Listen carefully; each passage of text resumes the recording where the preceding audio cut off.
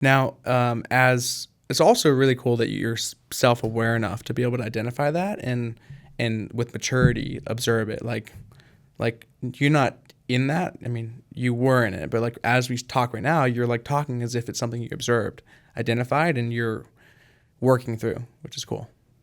Yeah.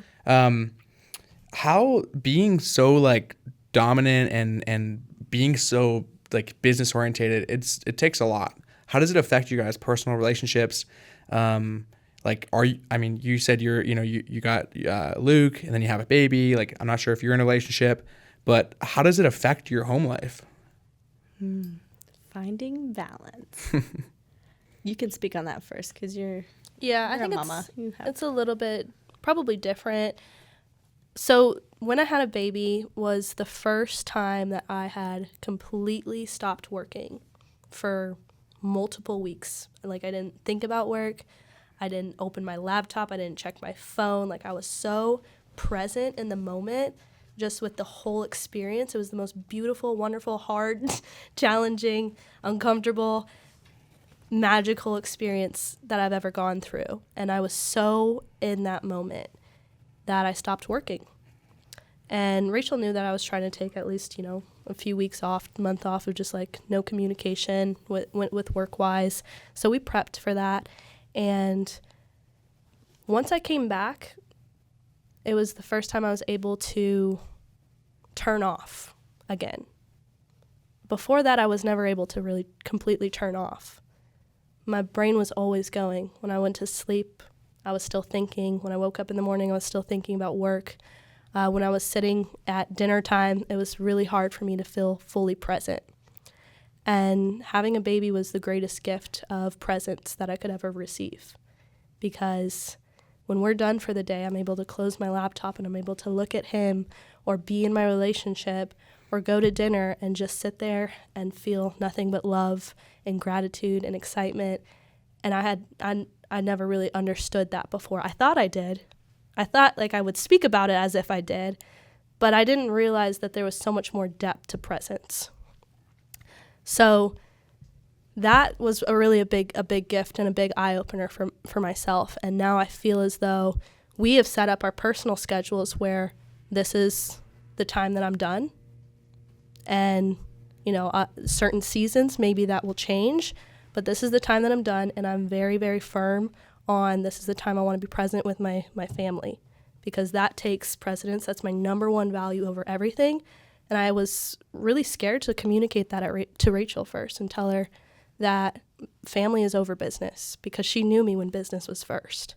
So to have that change and to have her accept me changing like that, and hopefully she's okay with that, was scary.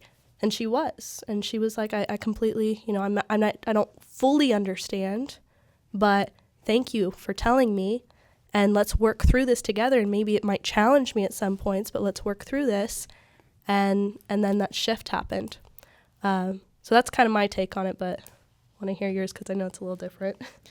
I don't have work-life balance. I work, and then I have a little life.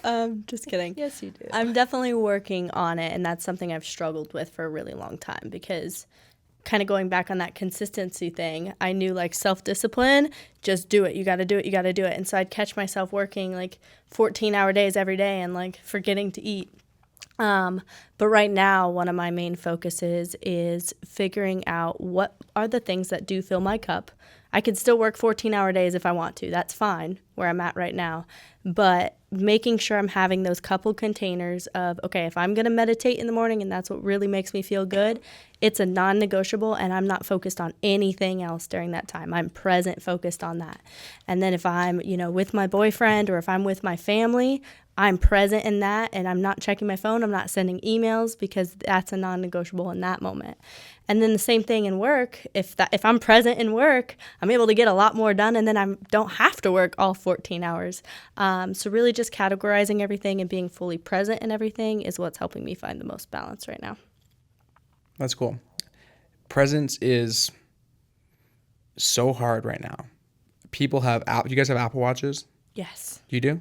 And I feel not the all. vibrate when I'm not even wearing it. The phantom it's a real thing. The Yes. phantom vibrate. And I refuse. I love Apple.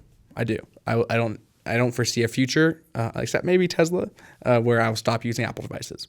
But that said, I have always refused to put that on my wrist because I know every 30 seconds it's going to distract me and take me away from what I'm doing. But the fact that you guys are putting intention on being present and spending that time, because while it may be short, it's the quality of the time, not the quantity of the time. Yeah. And if we can spend, like, as busy business people, a really attentive quality of time with people, it doesn't matter that it's only 5 hours a week. Obviously, as a mom, it's a little bit different. There's like literal physical and emotional needs that you have to support a baby with, but it's cool to see you guys making that happen. Thanks for checking out this short clip from the full podcast I did. If you want to see another clip, go ahead and click the link right here.